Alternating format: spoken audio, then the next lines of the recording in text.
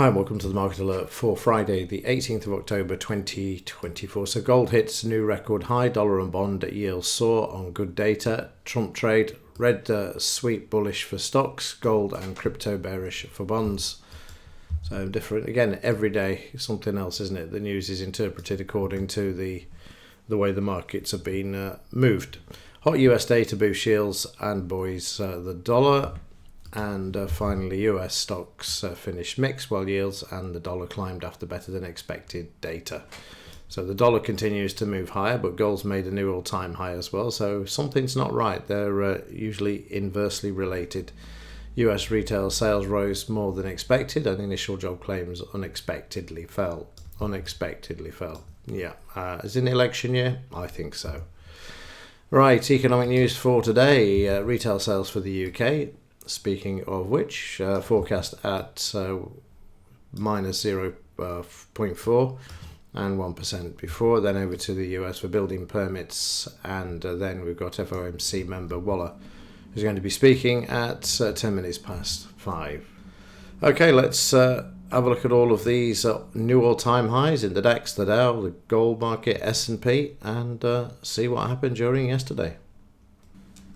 And starting with the Dow, you can see the market moving higher yesterday. It's put in a new all-time high of 43,309. Market's up on the overnight as well. Prices are above the 5-bar moving average, indicating bullishness. Certainly the averages indicate the market's still bullish. There is a bit of selling pressure in the market there yesterday, a bit of supply. But we're still strong. It's above the 80% line on the stochastics, which doesn't mean to say that it's necessarily overbought, but does say that it's strong. Try going against a market that's overbought when it's really this strong. What you do is you wait for it to pull back, go back up, and then fail, and then go down, and that's what you look for, and how I would use the stochastics for, not necessarily trying to pick a top, because you just get these small pullbacks like here, market pulls back, then they cross back over, and then you get the next surge to the upside. There's no end to this, not yet, not unless there's a black swan event. And there's your inside of yesterday's daily bar trend all the way up to the side. Choppy though, some big choppy bars in there, 100-point bars, plus 100-point bars as well. So overnight, the market is sideways, above the DP, above the 50 EMA, above the other averages that are in there. Apart from the 20 and the 5, they need to switch, but the 5 is the fast-moving average, soon turn around. And the 200 MA is at yesterday's low, so support there. Market needs to take out the next high, yesterday's high, I should say. And also, let's have a look at the bigger numbers, what we're at. So we're looking at 44,000 next, aren't we? On the upside. It's probably not going to stop till it gets to 50,000. Right, quick look at the DAX. German DAX puts in a new all-time high, 19,679. 20,000 is the target. We're still strong on the stochastics, moving to the upside. 5 above the 20, 20 above the 50, 50 above the 200. Market is strong. Bit of selling in yesterday's new all-time high. When we look at the 2-minute chart, you'll see that in more detail. But at the moment, again, there's nothing to stop these markets. They're just getting away with pumping them to the upside. 30-minute chart, market pumped up. We had the retail sales, and interestingly enough, there's your volume just down there. There's that spike there that happened, and then the market was sent down. So you had the supply coming into the market. And here's a good example of what I was talking about earlier. You've got a situation here where the momentum has moved higher. The market trades sideways, and the momentum drops off, but when the next time it puts in a new high, so from there to there, this price is higher than the previous, but the stochastics are failing, and then the market trades sideways, drifts lower, as can be seen there.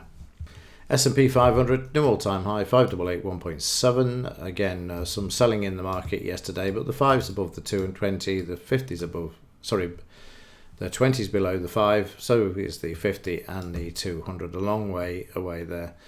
Prices obviously sideways overnight. Again, you can see a lot of volume there yesterday afternoon.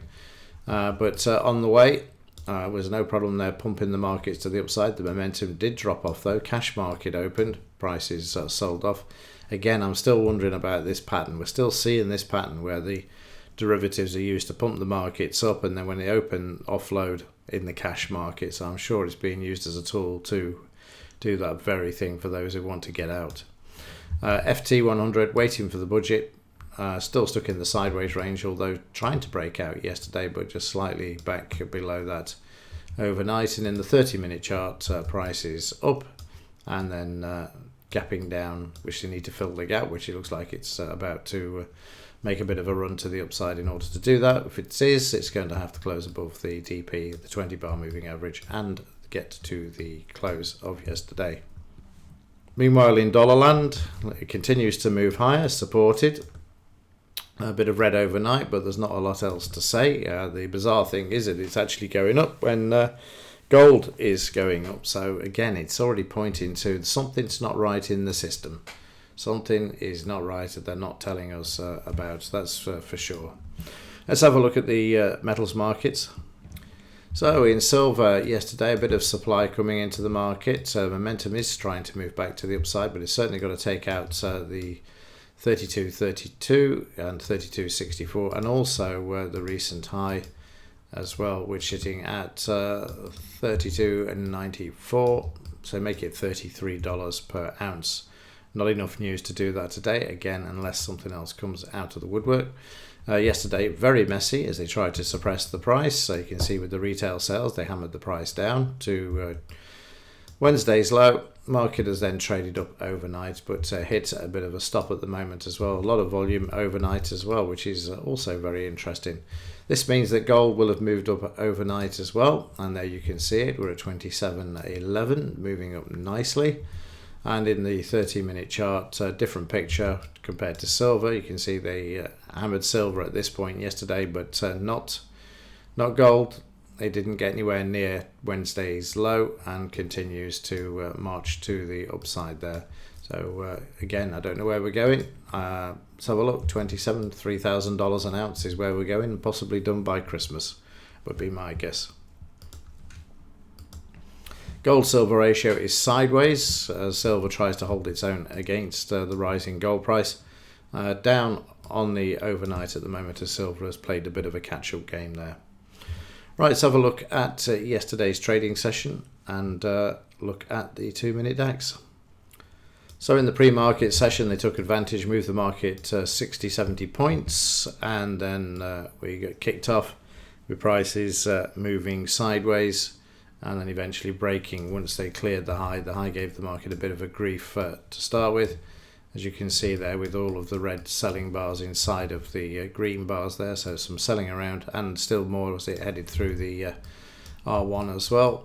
And then as it reached a peak there, prices then struggling a bit, as you can see there, and then a bit more red, and then we ended up with a short, which unfortunately failed because they brought the market back to the S1. There's green inside of that red bar, and prices then bounce back off this, go back to green in the MDI, back to red, but then ultimately continue higher. Now, with the fact that the Germans were going to be cutting rates, which they did by 1/4 of a basis point, I forgot to point out in yesterday's alerts that obviously if you're in a situation where that's going to happen, it's good for the stock market, as it's always been. And of course, it was easy for the market to then think about putting on or putting in a new all-time high. So if we just wind forward a bit here, let me see if I can slow this down a bit. I'm just looking here to see where we are in the daily chart and where the market's moved so far in that morning. And if we just go forward a bit, 19,638, and then I'm just going to add in a line, put it on the chart, and then I can watch that market complete this, which it did, as we got the release of the news that came out later on mid-morning. There we get into the market pulling back down to the 200 MA, market finds support at the 200 MA, we get the cut-in rates, and then obviously we get the retail sales from the US, and what does the market do? It goes up and breaks the all-time high. The all-time high being broken, prices then put in some selling, as you can see there, and we then get into a horrible, nasty sideways move. This is not too dissimilar to what we're seeing on Wednesday and Tuesday as well. Seems like we get this once the market's opened, comes back, goes to the 200 MA, and then moves down back towards the high before finding a bit of support. Another sell signal that fails as the market puts in a potential buy. The market hits that target before we get the final news of the day, and then prices just drift sideways there after this. So two horrible trades yesterday, as the market was just only interested in moving to that all-time high. And we can expect more of that during today as well, once we get the first bit of trading out of the way. Let's have a look at where we are overnight, and you can see that we're quite away from yesterday's high. Quite away means in real points. Let's just have a look. Let's just use a measurement tool just up to the high. 154 points to get to the high. And about, what are we on the downside to the low? If we do get a change of heart and they move prices down, 92 there down to the low. So at the moment we're just around the mid. We've also got a problem with the 200 MA at the moment, which we need to take out as well. So there we go. That's it for this week. It's been an interesting week, and that pattern of running the futures markets up and then selling in the cash market in the US continues. And obviously something is brewing in the background that gold is actually rising with the US dollar as well. Okay, that's it for today and for this week. So have a great weekend, and as ever, thanks for watching. See you in the next one.